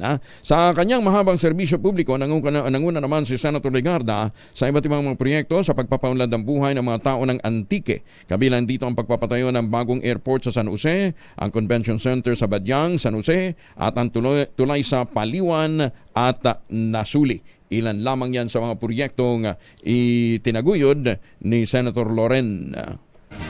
Umaga, Pilipinas! Murder suspect sa Malabon, arestado naman. Detalye mula kay Edwin Duque, RH23. Edwin, good morning. Ay, buntag Kuya Angel, nasa kami na ngayon ng Malabon Police ang lalaki murder suspect na nagtago tapos na isagawa ang krimen kamakailan sa Malabon. Ayon dito kay Police Colonel J. Baybayan, natuntun nilang suspect na si alias Domer, 45 years old, sa General Luna Street sa kanto ng Ilang Street sa Barangay Baritaan sa Malabon. Si Domer anya ay tinutugis ng otoridad na karang mag-issue ng warrant of arrest. Si Judge Misael Medellina Ladaga, RTC Branch 292 sa Malabon, ito lamang September 24, 2024 sa kasong murder. At dito kinagulat sa Disaris Oras sa Pilipinas, una sa Pilipino. Maraming salamat Edwin Duque. Samantala, malugod na tinanggap ni Manila Mayor Hanny Lacuna Pangan at Vice Mayor John Marbil Yulcerbo Nieto ang suporta ng Asenso Manileño para sa nalalapit na 2025 midterm elections. Kasabay ito ng pag-anunsyo ng dalawang opisyal na muling pagtakbo sa kaparehong posisyon. Ayon kay Mayor Hanny Lacuna, patutunayan nila na ang tunay na liderato ay hindi makasarili, nagtutulungan at nagkakaisa. Samantala, dismayado naman ang alkalde sa naging desisyon naman noon ni dating Manila Mayor Isko Moreno na muling tumakbo bilang alkalde ng lungsod sa nalalapit na eleksyon. Iginiit ni Lacuna na pag-usapan na kasi nila noon nito na magre-retiro na si Isko sa politika matapos na matalo noong 2022 presidential elections. Wala pang formal na anunsyo naman si Moreno kung tatakbo nga siya muli bilang alkalde ng Maynila. Napag-uusapan po ang eleksyon. Meron ho palang mga isinusulong na mga panukala ang Philippine Association of Agriculturists Incorporated. Kasama natin ang kanilang National President, si Dr. Karen Bautista. Dr. Karen, good morning po sa inyo. Dr. Karen, good morning. Via Zoom. Good morning, Sir Angel. Ayan. And good morning sa lahat ng mga tagapakinig ng Magandang Umaga, Pilipinas. Pag sinabi nating Philippine Association of Agriculturists, ito yung mga nag-aral ng agrikultura o kasama natin yung iba't ibang sektor ng mga magsasaka? Opo, ang Philippine Association of Agriculturists po, ito po yung mga nag-aral ng kursong agrikultura sa kanilang kolehiyo at nakapag-take po ng licensure or board exam as agriculturists. Gaano karami sa inyo ang MAU at saka PAW ngayon? Marami po. Sa kasalukuyan po, meron po tayong more than 1,600 municipalities. More than 600 din po ang ating municipal agricultural officers at municipal agriculturists. And then meron po tayong more than 13,000 na agricultural extension workers. Tapos yung ibang MAU na hindi ninyo miyembro, kamag-anak ni Mayor o kamag-anak ni Congressman. Joke! Kasi ganun ang nangyayari. Di ba? Hindi naman talaga agriculturist, pinipilit na gawing MAU o gawing PAW, di ba? By virtue of relation. Anyway, ibang usapan na yon. So, may mga sinasabi kayong mga panukalang batas na gusto ninyong umusad but natetenga. Can you cite some of them, Doc Karen? Opo. Sa kasalukuyan po, ang Philippine Association of Agriculturists ay isinusulong po namin yung enactment ng Philippine Agriculturist Bill. Ang Philippine Agriculturist Bill po, naipasa na po ito nai-submit na po sa Kongreso at nagkaroon na ng first reading po, na-approve during the first reading last May. Ito po yung House Bill 9725 at sa pangunguna po ito ni Congresswoman Christine Alexi Tutor ng Bohol at marami pa pong mga sumuporta na congressmen. And then sa Senate naman po, nakafile po ito as Senate Bill 2535 ni Senator Juan Miguel Zubiri na na isa ring licensed agriculturist. Okay, and kaya lang, magtatapos yung hahabol pa kaya? Oo nga po eh. Oo, Opo. kulang na yung oras. Filing na po. Opo. So, ilang beses nang na-file to? Maraming beses na po. Actually, na-file na po ito nung 16th Congress, 17th, 18th, at ito po yung pang-apat na beses na ina-file na kung saan meron po kami mga inilagay na changes dun sa compared po dun sa previous versions para po ma-address po yung mga problema ng ating mga licensed agriculturists na tagapagturo po ng ating mga magsasaka at mga agribusiness practitioners. Oh, alam nyo, nakakalungkot talaga to. Ang Pilipinas is an agricultural sector. Di ba? Karamihan sa ating mga manggagawa nasa sektor ng pagsasaka, sa produksyon ng pagkain. Pero yung masyadong neglected, laging sinasabi nila food security, kapakanan ng mga magsasaka. Pero napag-iiwanan ho ng husto hindi lamang sa sektor ng hindi lamang sa hanay ng mga agriculturists, kundi sa mechanization, modernization ho ng sa seed production, di ba? May mga may mga pending bills ba relative to that towards increasing mechanization, procurement ng sektor ng pagsasaka para mas maging maluwag yung incentives for taxes. May ganon? Sa pagkakaalam ko po, meron din pong mga kaakibat na mga bills on mechanization. Sa ibang na po yun, Sir Angel, sa ibang mga bills related to bawa sa rice tarification law, meron na pong mga isinusulong po doon na improvements sa mechanization. Oo. Pero passing the law is another story. Yung implementation would be different story. Kaya kumusta naman? Opo, tama po kayo. Kumusta ang implementation? Hindi ko po masyadong hindi ko po line masyado yung sa mechanization, Sir Angel. Ano ko lang po yung sa ating Philippine agriculturists, yung ating isinusulong po ngayon. For your information, sir, merong 46 na regulated professions ang PRC, ang Professional Regulations Commission. And ang nakakalungkot po dito, among the 46 regulated professions, agriculture na lang wala pang enabling law na magproprotekta sa welfare ng ating mga licensed or registered agriculturists sa buong Pilipinas. Pag soil scientist ba, agriculturist ba ang tawag dyan?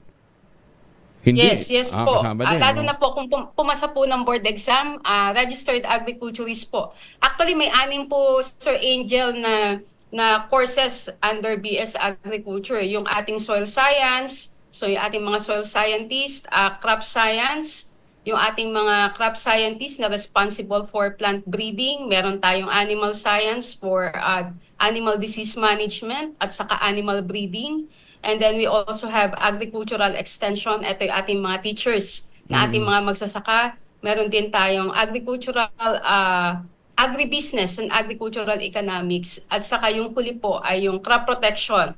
Yung sa plant disease management naman po and insect pest management. Kaya nga, so yan po.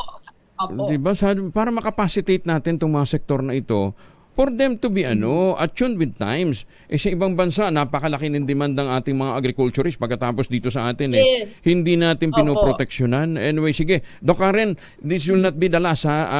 Again, ang ating apela sa ating mga mambabatas, madaliin naman ang pagpapatibay nitong mga panukalang nakahain. So, sana naman may time pa dahil campaign season na next month. Next year, no? Sana po maihabol pa po yung ating Philippine Agriculturist Bill. And para maisulong din po kasi napaka-importante po nung human resources na nag-work sa loob ng agriculture sector. Isa po sa part ng human resources ng agriculture sector, yung ating mga registered agriculturists. Lalong-lalo na sa R&D. Along with other farmers and agribusiness practitioners. Lalong-lalo na nga sa R&D, sa research and development. Naku, kailangan niya. Sige, kakampi nyo kami, Doc Karen, dito sa mga advocacy ito. Thank you for joining us this morning. Magandang umaga po. Maraming salamat po, Sir Angel, for the time po na maimbita ang Philippine Association of Agriculture. Salamat po. God bless. Ang National President po ng Philippine Association of Agriculturists, si Dr. Karen Bautista. Magandang umaga, Pilipinas! Uy, sana naman yung mga LGU ha. Tularan natin yung ginawa po ni Dr. Helen Tan po sa lalawigan ng Quezon. Sa tulong nga po ni Dr. Helen Tan, yung po mga planting material ng kakao galing Davao, hinakot po ito. Itinanim po sa ilalim po ng mga nyugan yung po sa lalawigan ng Quezon. Kaya ngayon, may sarili na silang brand ng tsokolate, yung Tangerine Chocolate. Available po yan sa 0919-095-5935. Ang Tangerine Chocolate po ay produkto ng mga magniniyog ng mga magsasaka dyan po sa lalawigan ng Quezon. At yung brand na yan talagang dinevelop po nila para maisulong ang pagpapalakas ng sektor ng agrikultura. Ang Tangerine Chocolate ay may mahigit 10 variants na available na ngayon sa market. Ang mga raw materials niyan ay galing din po sa ani ng mga magsasaka. I-check po ninyo sa 0919-095-5935. Ang sabi nga ni Dr. Helen Tan, sino magmamalasakit sa Pilipino kundi ang kapwa Pilipino. Kaya sa bawat tangkilik po natin ng Tangerine Chocolate, pinalalakas natin ang loob ng ating mga magsasaka, pinalalakas natin ang ating lokal na ekonomiya. Tangerine Chocolate, gawang lokal, but taste and looks global. Maganda umaga, Pilipinas! 43 na makalipas ang alas 5. Soul Milk. Magandang umaga at happy birthday. Sa mga binati ko ng happy Thursday, sorry. Oo, nagsipag-message sila sa akin. Wednesday pa lang pala ngayon. Sorry naman, advance lang. advance. Happy Wednesday ho sa lahat ng ating masuki. Ninang Ludi Malaluan, dyan po sa Kidapawan City, Ninang.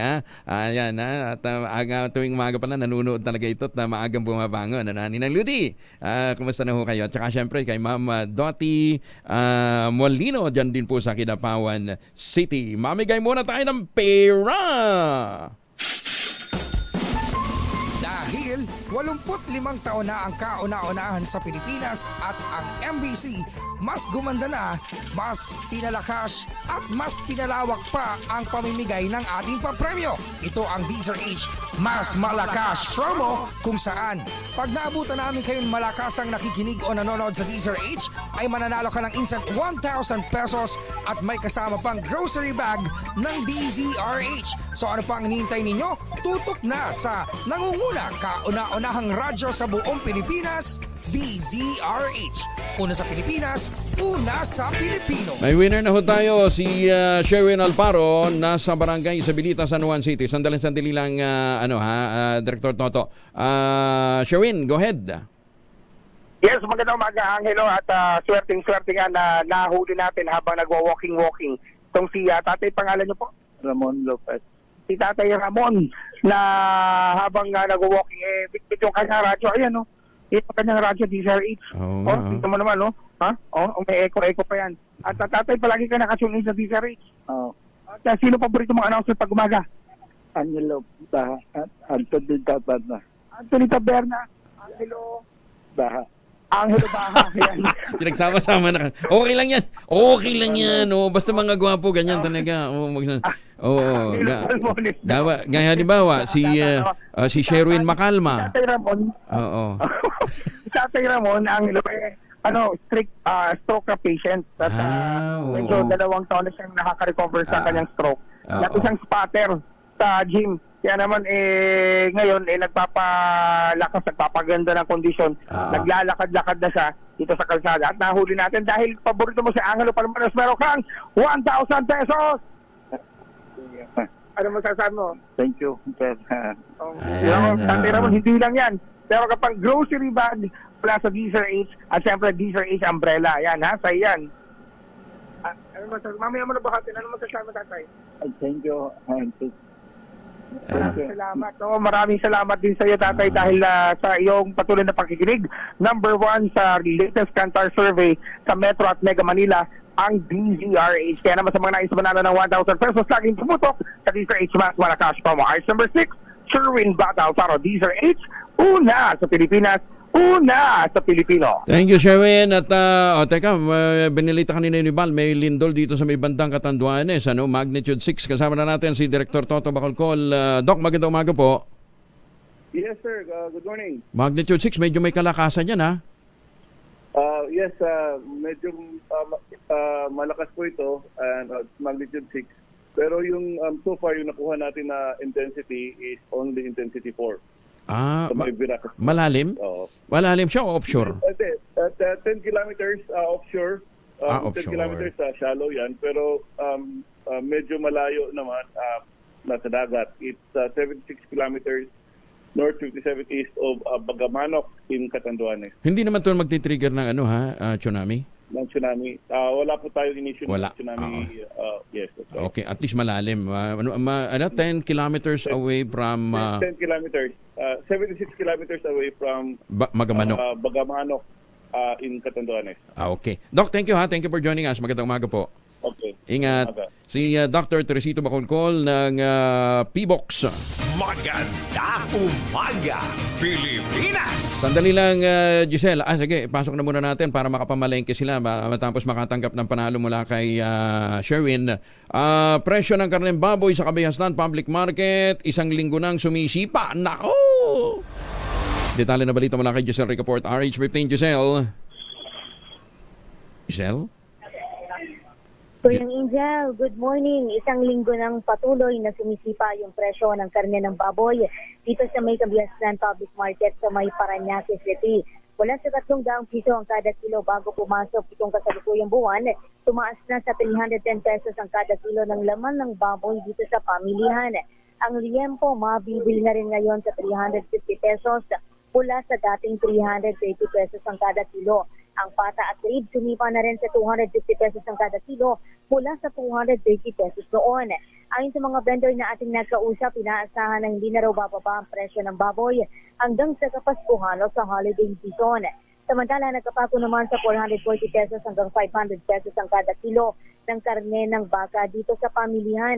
Nananatili rin sa 350 pesos hanggang 440 pesos ang kada kilo ng ribs at iba pang parte ng baka. At ang sabi ng mga nagtitinda rito, 4 na buwan ng ganito ang presyuhan ng baka, pero posible nilang makipagsabayan din yung presyo nito sa lakas ng demand ngayong holiday season.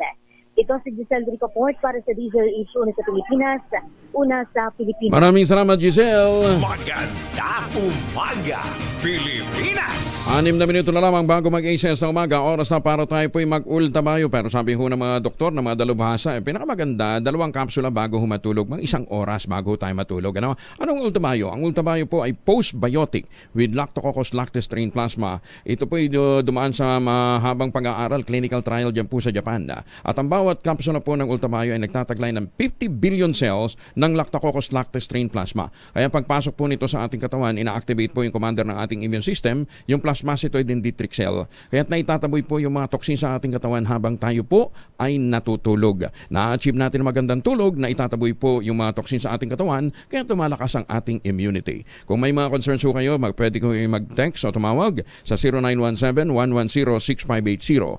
Ang ultamayo po ay available sa Lazada at Shopee. Siguraduhin lamang, galing po ito sa Theoxis Health Ventures. Available din po yan sa Mercury Drug, Amesco Drug, Pasmed Pharmacy, Curamed, at iba pa hong mga pangunahing botika.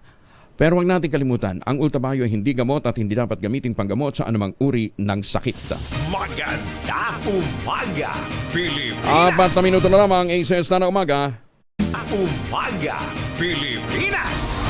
Ay, magandang umaga po sa mga kapitbahay ng Binangonan, Rizal.